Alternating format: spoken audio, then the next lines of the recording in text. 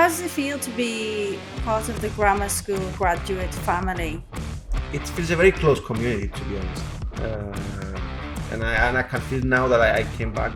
People know me, even the secretaries, even all of the teachers, and even other graduates that are here. We feel like we're one team. And I really hope that people who graduate now will keep this. So if I said you could come back for the day, I will come back for a year.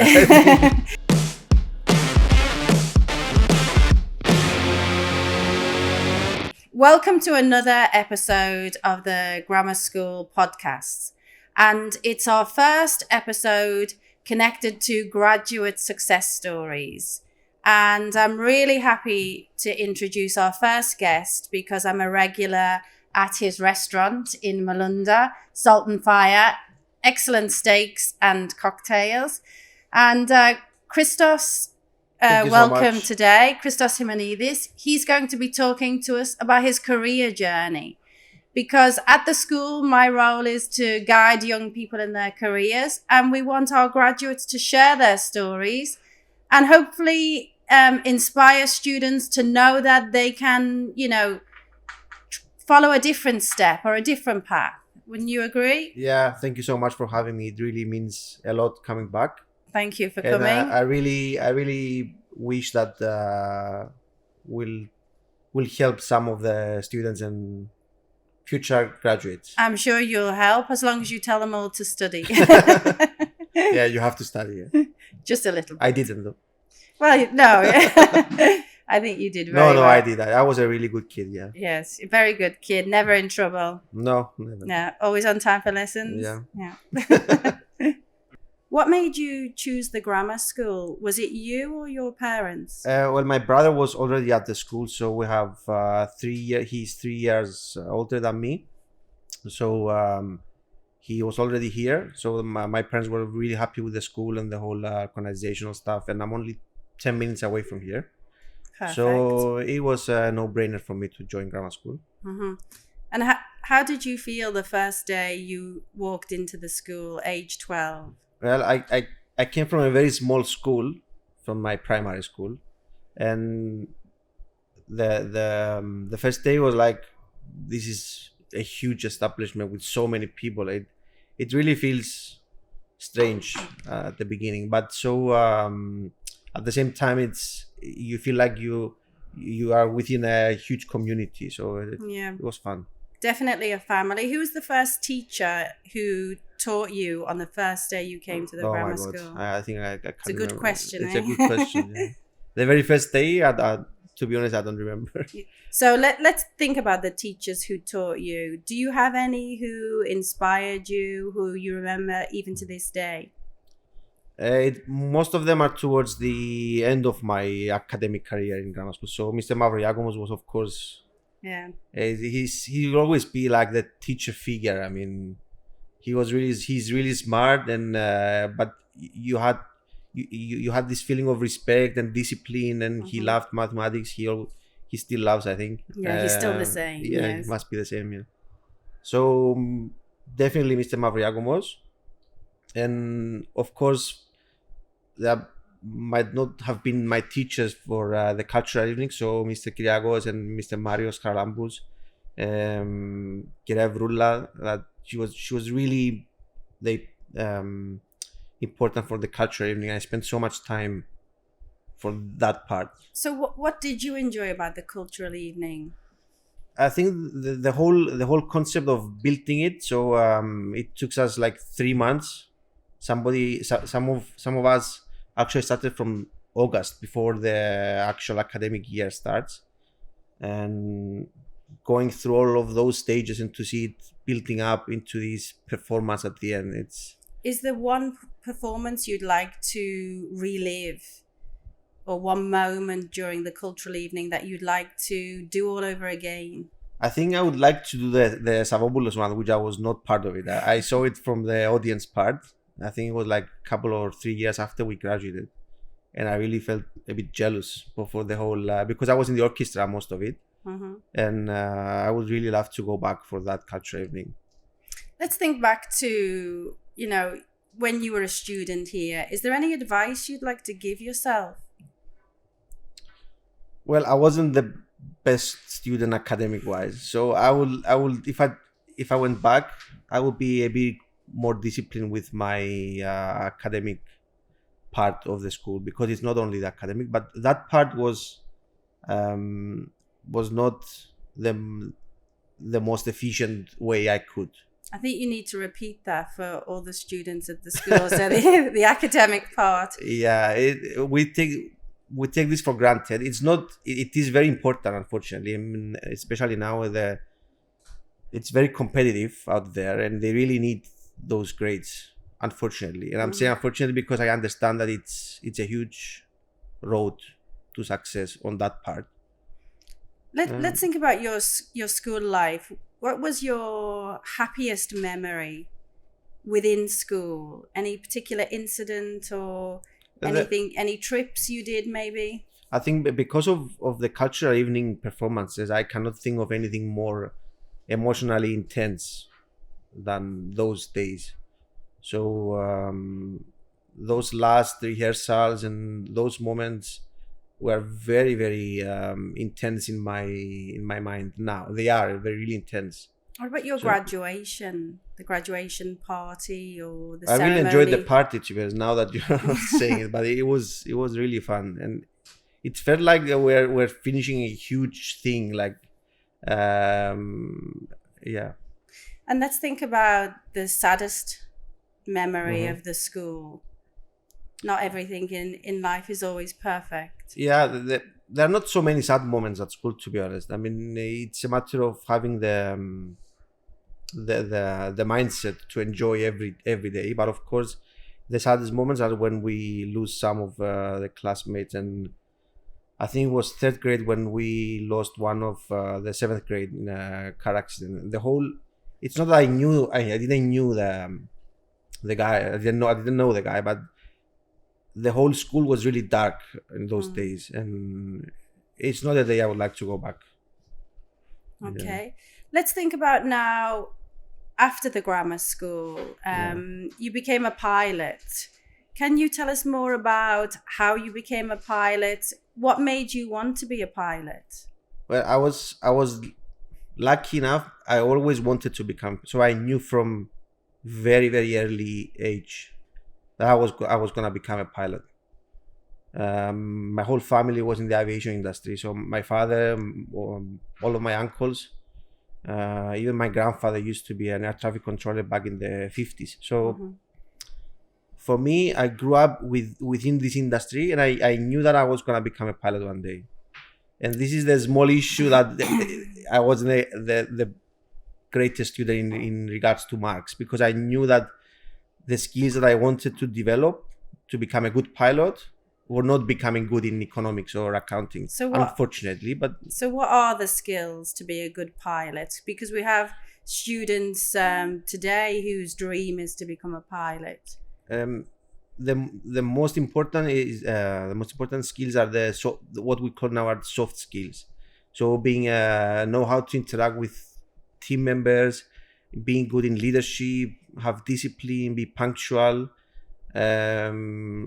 be task oriented. So if you're gonna do a task, just do it the right way, or don't do it at all. Don't just do it for the sake of the argument, or just because your parents want you to do it. And this idea of soft skills it's a really good idea to present to students, because as you were saying before, there's more than academics. Yeah. But how did you build your soft skills? Obviously through the cultural evening, but how else did you build your communication? What advice would you give to potential pilots listening to this today? Yeah, it's not only for pilots, because even if somebody hasn't got these skills developed, once they move into the aviation career, let's say, they will develop these the hard way or the fast way. But these skills are really important to all of the industries now, not just becoming a pilot. Even if you get a chef, if you get a cook, if you work in an accounting office, or if you're a teacher or whatever, you need those skills. And the fastest way is, I believe, is through cultural stuff, and through sports, and through social interactions, and team exercises, and all of these stuff that I'm sure the school can provide, and the school provides, but you have to be there to take them. It's not. So, which airline did you work for? I worked for Aegean Airlines. Was my first employer. I finished school 2010. I went to UK in 2012 after the army, and then stayed away after 6 months finishing my aviation school. I went to Aegean. So in 2013, it was really a fast track career. And so my first was Aegean. So you studied in the UK for pilot training. And what would you say was the highlight of your career as a pilot? Is it flying to different countries? Is it the people you're with? It's the responsibility, I think. And of course, the flying part is really fun. It will always be fun. I don't believe there is any pilot out there that doesn't like what he's doing. I mean, the actual flying the airplane. But I think it's the whole adulthood that it's fun. It's not just flying airplanes. Okay, can you embellish on that a little? How is adulthood fun? First of all, you don't have to answer to anybody. It's just your teachers, you mean? And your parents. But in order to achieve that, you have to be responsible and independent. I mean, if you're not independent, you have to answer to somebody. Mm-hmm. After that, you have to answer to yourself, but that's a different story. Mm-hmm.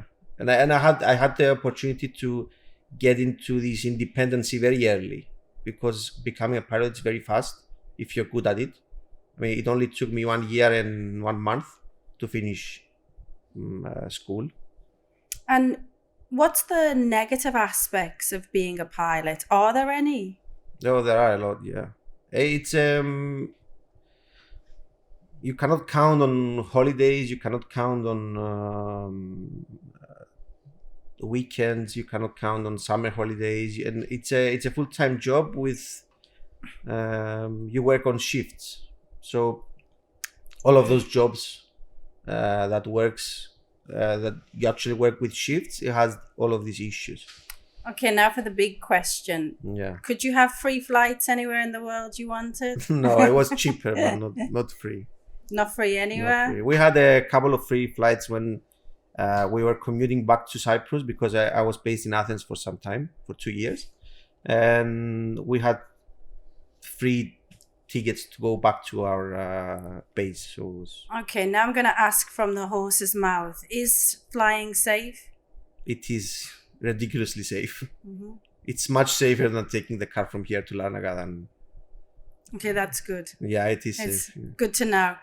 Okay. Not all of the companies, but in Europe, most of them. You can tell me afterwards which ones to avoid. No, it's a high regulation industry, so you cannot just do whatever you like. You have to follow the rules, and the rules are very strict. So, talking about Europe, which is the only experience that I have, it's very, very safe. It's ridiculously safe. Yeah. Now I'd like to talk about what's happening now in your life. Yeah. You actually decided to stop being a pilot, which is an unusual choice, because for some, a dream job is a pilot. You know, it's well paid, you get to see the world.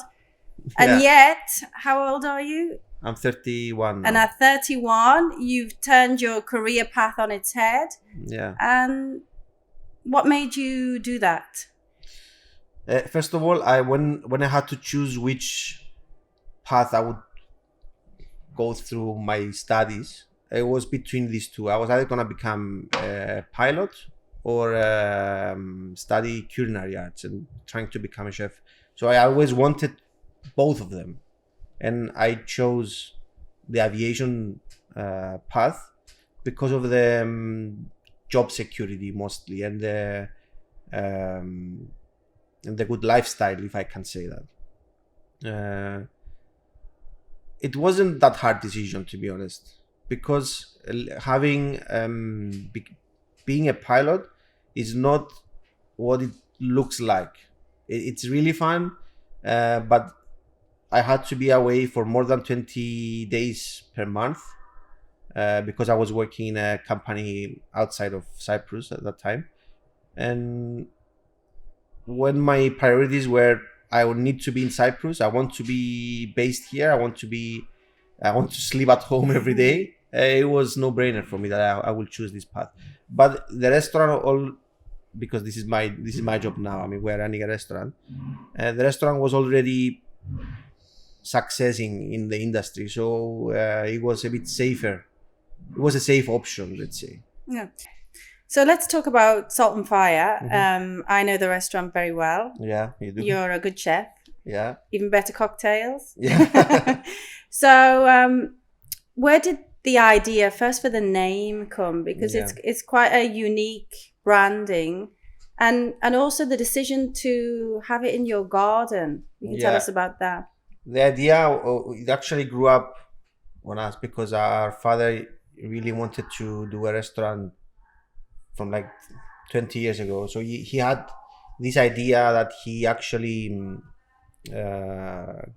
got it from Austria for a very good friend of his, that he was cooking over wood fire in a small fireplace in the Austrian Alps. So we knew that he wanted to do a restaurant, and we grew up with grilling steaks and using fire. He was always really keen to use wood fire, not just gas grills and stuff. Because it's interesting, it's the same bar that you sit at now. Yeah, it is the exact same bar. Yeah. We grew up in that area, in that bar. So that bar was made in 1996. So all of the time that I remember, it was on that bar over there that you can now sit and enjoy. So when you were not doing your homework at the grammar school, you were you were sat around that bar. Yeah. And so the name actually came because when my brother said, okay, I need to do something on my own and let's do the restaurant. He had another job and he quit his job to do this restaurant, and we were trying to find a name, and we wanted to find a name that embraces the simplicity of ingredients, and I think Salt and Fire is as simple as it gets. Isn't it right that you first started with steak nights, and when you called the nights? Yeah, it was the wine nights. That was the initial part, because we thought of how are we gonna do the restaurant and what are we gonna cook, and because we already had the recipes, we already had the idea of grilling meat and stuff, and we knew that it was gonna be quite expensive. We knew that it was gonna be outside of Nicosia. All of the actual items in the checklist were wrong. So it was a restaurant with a very small menu. That normally in Cyprus there are huge menus. It was a restaurant that it was far from the city center, and in Cyprus everybody wants to just drive 5 minutes. And so we thought, let's do it only every Friday for some time, let's say a year, or we didn't actually know how much time it will take us, and we only did it every Friday without quitting any of our jobs. It was like a second job with reservations only, and just to see how people interact with this. So do you think it's important in life to take risks? Because you are successful now, but to begin with, it was a risk. It was a risk, but you don't take them with actually the end product of Salt and Fire that we see now. It wasn't the initial goal from like 5 years ago. I mean, we evolve and develop the brand and the restaurant every day and every month. So it's not that we sat down and we said, okay, let's take the risk and quit our jobs and build a restaurant that it's gonna be this big, and we're gonna charge this amount of money, and we're gonna take this much of clientele. It wasn't this very detailed analysis. So it is important to take the risks, but the goals you said are a bit smaller. They are not huge. And what I saw about the restaurant, there's some ex-graduates in there working, Yeah, helping. they are, and they come and go. Yeah. So, do you think friendship has been important in your path? Maybe friendships you made at the grammar school? Yeah, they are really important. I mean, the two actual people that opened up Salt and Fire before it was named Salt and Fire was George, my brother, and Nicolas, which is my best man now. And they are both graduates of grammar school. So I don't know if this is a coincidence, but they are really good friends. We are really good friends. And not only it helped a lot, but we couldn't have made it without them, actually. So, what would you say is what you enjoy the most about running the restaurant? I think it has to be the fulfillment of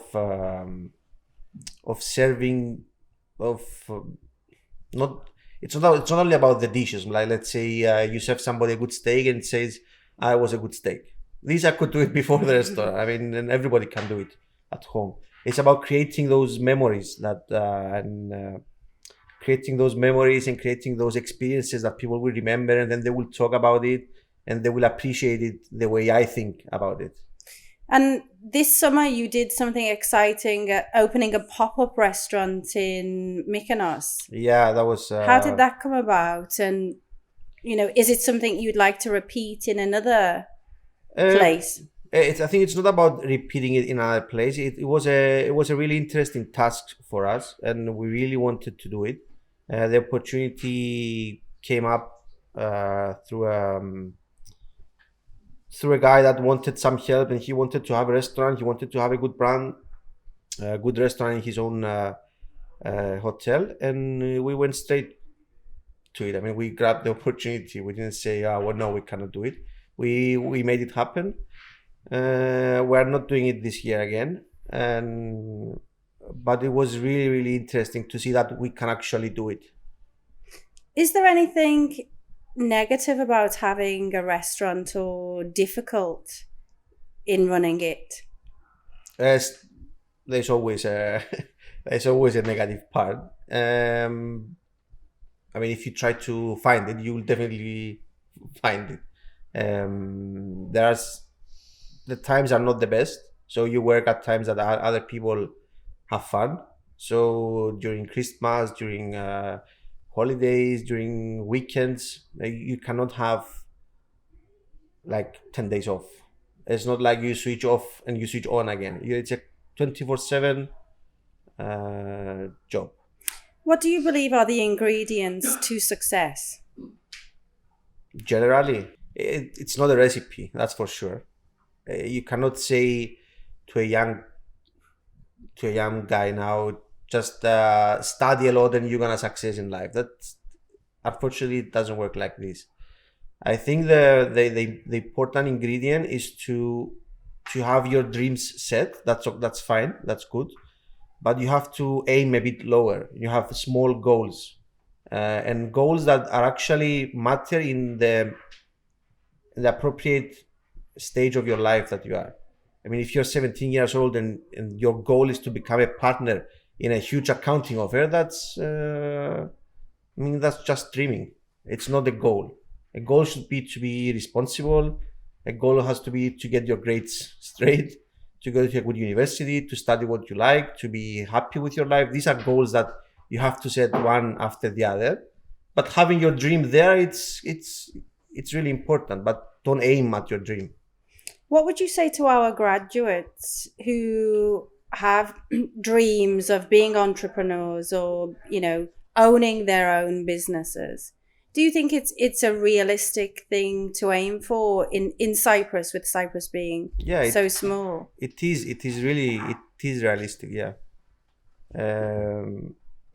There are people that always know that they will become entrepreneurs. They know that they want to be their own boss. I mean, there are people that are actually good at this.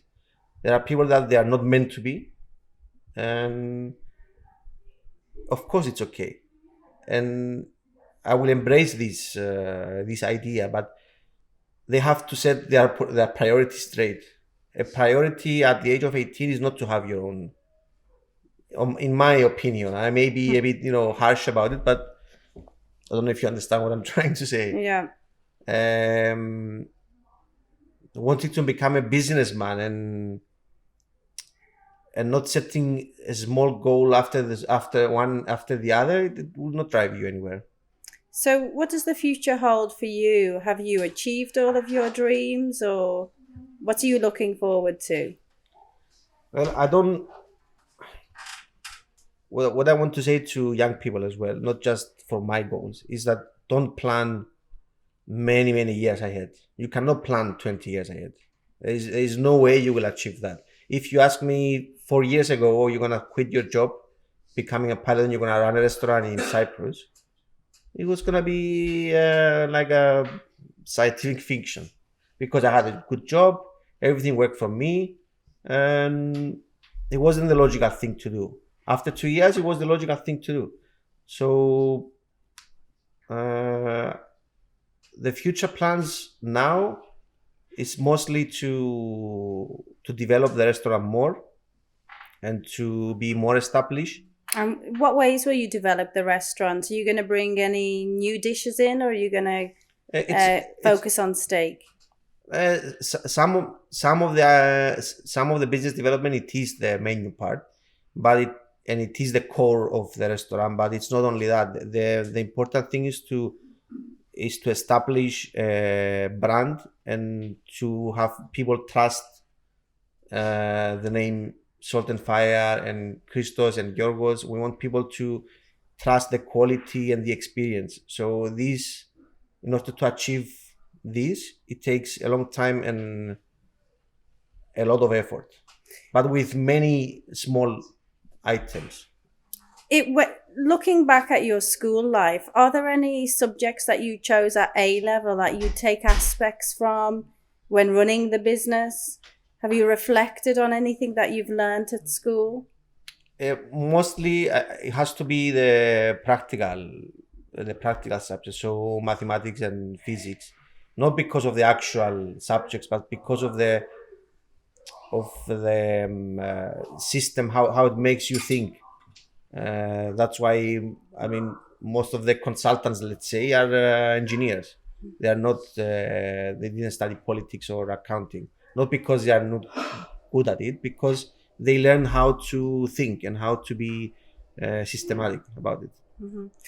How did your friends and family feel when this idea about the restaurant first came out? Were they supportive, or did you have, grandmothers saying, stay as a pilot? Of course, family members, especially the older ones, they will always go towards the safest option.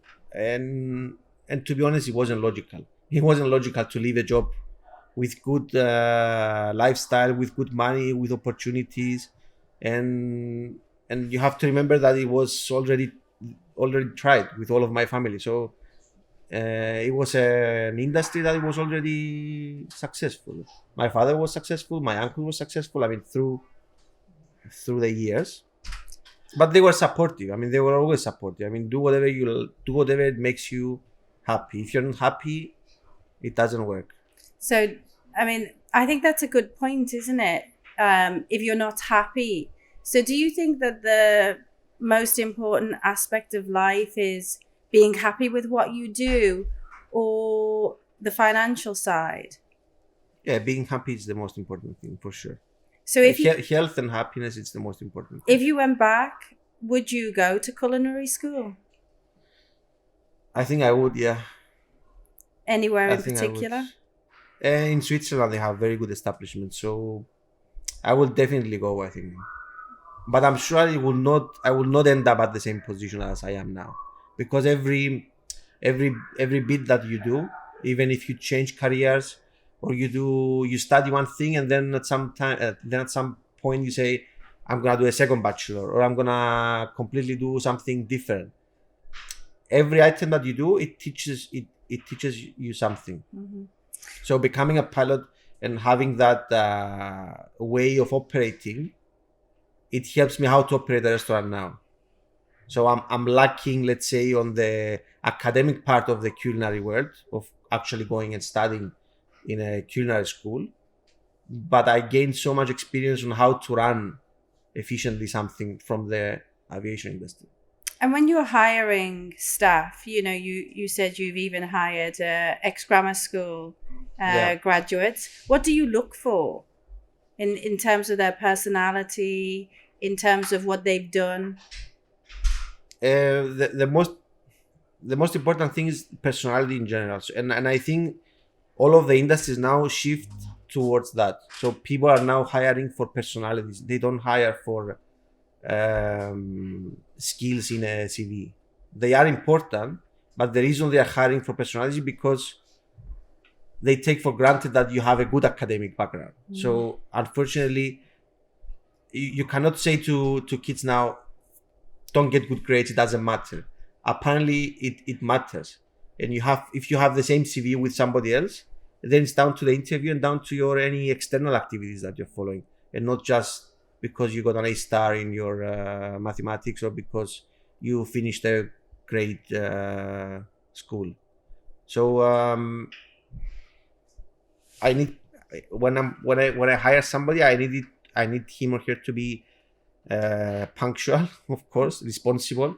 I mean, you have a responsibility. You have 5 responsibilities within your contract or whatever. You have to follow them. I mean, it's simple adulthood issues. How does it feel to be part of the grammar school graduate family? It feels a very close community, to be honest. And I can feel now that I came back and people know me, even the secretaries, even all of the teachers, and even other graduates that are here. We feel like we're one team, and I really hope that people who graduate now will keep this. So if I said you could come back for the day, I will come back for a year. What would you do for that day? Which lessons would you go to, or would you just have break all day?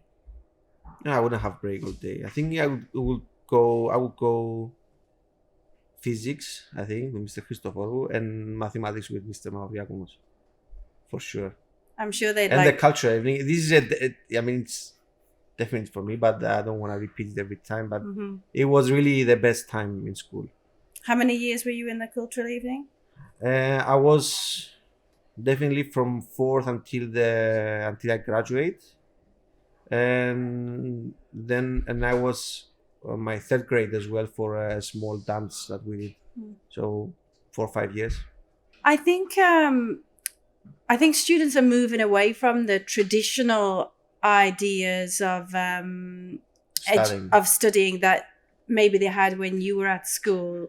They used to want to be lawyers and partners in the Big Five, but now we have students who are getting a bit more creative, which I think they will be inspired by you. We have students who maybe we've had stunt women, or they want to be YouTubers or entrepreneurs, and so there's a lot of exciting ideas coming through. But I think it's that the conflict between what the parents want and the younger generation who are coming forward, who know technology. And I think the strange thing is that if you go back like 10 years and go back to young Christos and George and everybody or Yannis or everybody who are at my age, and ask them that, everybody was asking, what do you want to become? What profession are you going to seek? And what did most of them want to be? And what did they end up now? Nobody's doing what they actually said. No, I mean, like less than 10%. Exactly. And the interesting thing is that when we speak to universities, they say that the careers that a lot of our graduates will go into, they haven't even been created yet. Exactly. Because technology and things are changing. So it's more difficult to advise. And that's why it's good to have advice from people like yourself, graduates who've gone through the experience, who know what it's like to try to find a job in Cyprus. I'm sure it will be very important to bring other graduates who followed the traditional way of studying, because I didn't go to a normal university as most of the people will or they are aiming to go. So I didn't do any bachelor degree. I didn't do the masters. I didn't do a PhD. So it will be very beneficial for people that actually went through this process to give their own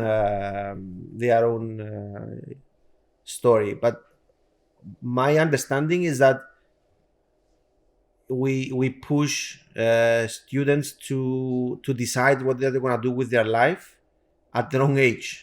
You cannot decide at 16 or 17 what you're going to become, and it doesn't matter. By the time you will finish the army and your bachelor's and your master's, there's no way the job that you think about like 5 years ago, it's still a thing. Do you think in the future you might move career again?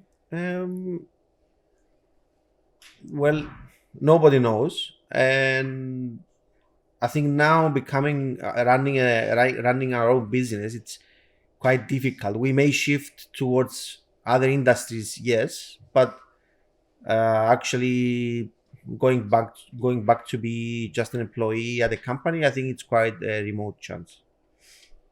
But studying something, it doesn't mean that you're gonna follow this field forever in your lifetime. So I will tell to the students, study something that you like, that you think that you might like. If you like physics, go study physics.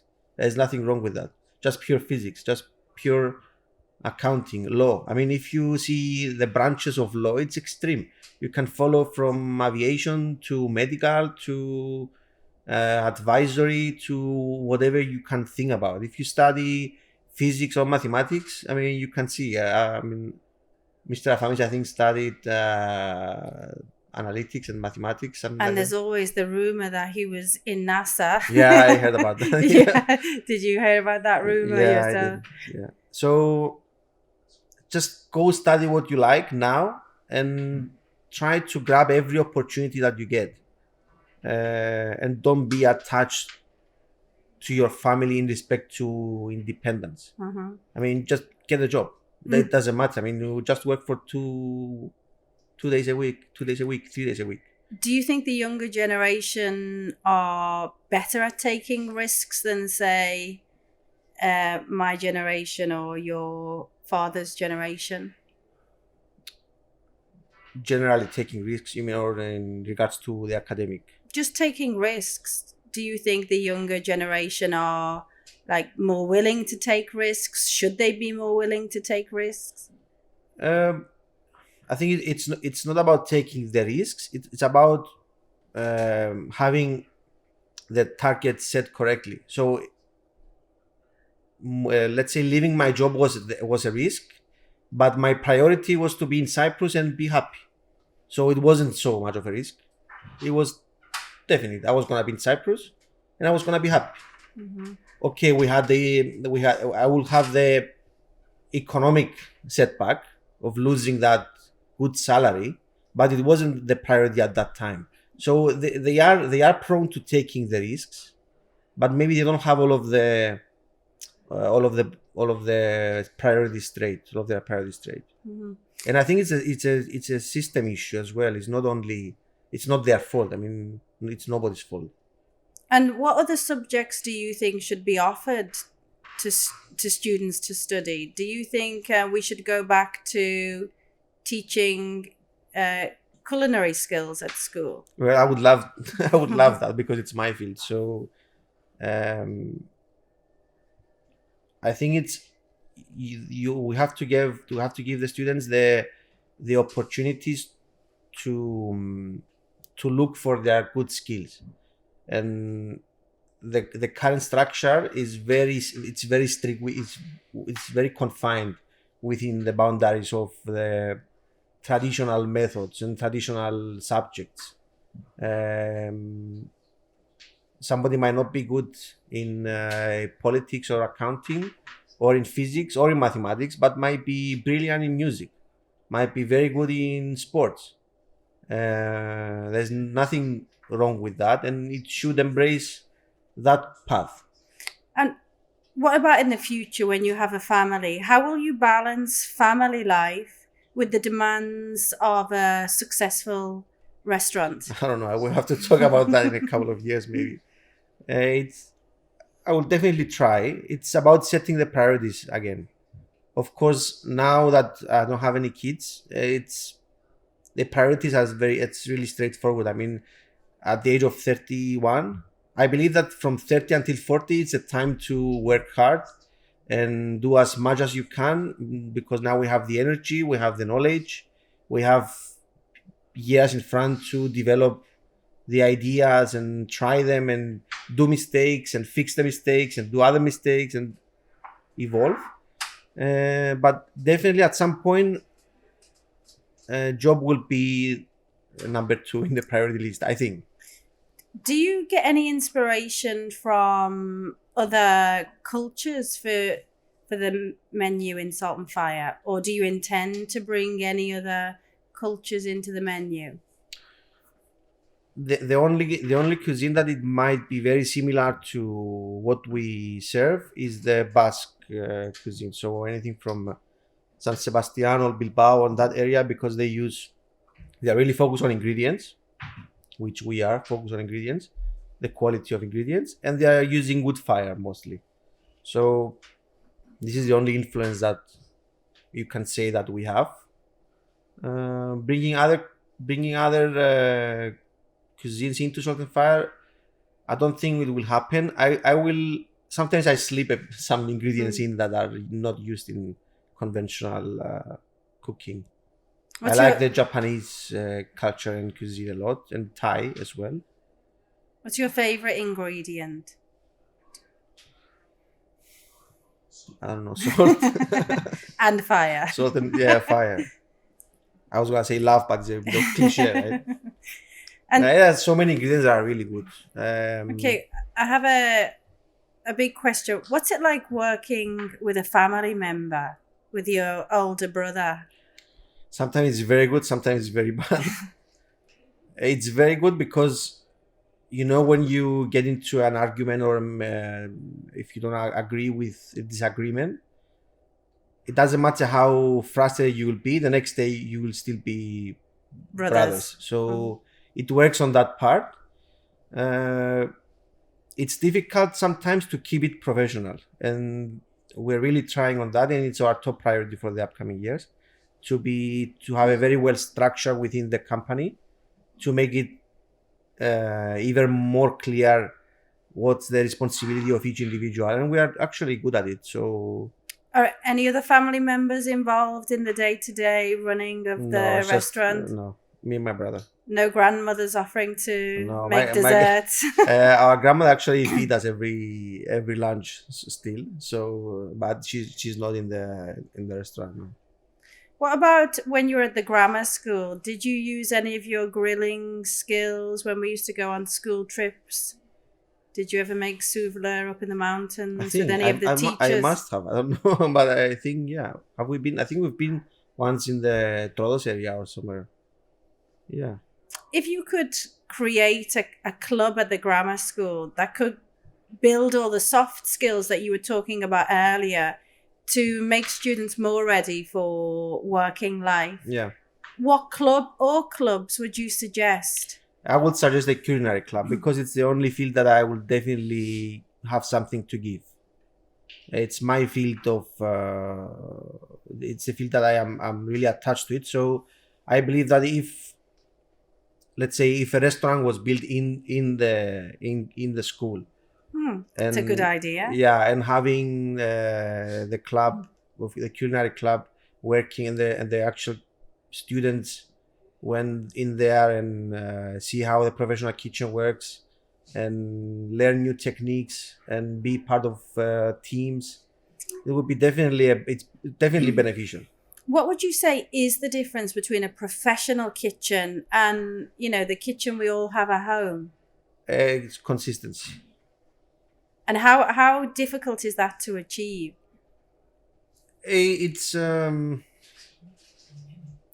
not difficult if you know your skills, and if you know how far you can push the quality, because it's not about having the best quality. It's about having the most consistent quality. So let's say a brand wishes to have the cheapest burgers in the world, which we know which brand it is. For me, it's a case study because they said we're going to have the cheapest burger in the world, but it's going to be as consistent as possible. And even if you get a burger here or you get it in, I don't know, in India, most probably it will be the exact same burger. So consistency, it's the most important thing.